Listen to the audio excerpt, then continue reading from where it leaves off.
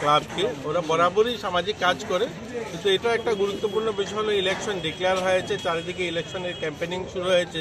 এই সময় সবাই যুবরা রাজনৈতিক কাজে ব্যস্ত, এর মধ্যেও তারা এই উদ্যোগটা, কারণ এই সময়টা সবাই বিজি থাকার পরেও যে তাদের সদস্যরা, ক্লাবের সদস্যরা আজ রক্তদানের জন্য আয়োজন করেছে, তাদের অনুমান 50-এর অধিক লোক এখানে রক্তদান করবে।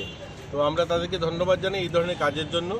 আর ভারতরত্ন ক্লাব একটা সুনামধন্য ক্লাব, তাদের বরাবরই একটা সুনাম রয়েছে সামাজিক কাজের ক্ষেত্রে। আমরা চাইব আগামী দিনও যেন সমাজের পিছিয়ে পড়া মানুষ, গরিব মানুষ তাদের পাশে দাঁড়ায় এবং সমাজের কাজ করে। রক্তদান তো করছেই, এই ধরনের সামাজিক কাজগুলো ক্লাবগুলো করে।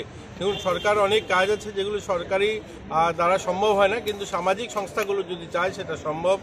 আর নেশামুক্ত নিয়েও যেন তারা কাজ করে। আমরা বারবার আবেদন করছি সবার কাছে যে আমরা নেশামুক্ত ত্রিপুরা নির্মাণ তখনই সম্ভব যখন ক্লাবগুলো তাদের সবাই সদস্যরাও সেই কাজে এগিয়ে আসবে, তারাও সামিল হবে, তখন সেটা সম্ভব হবে। তো আমি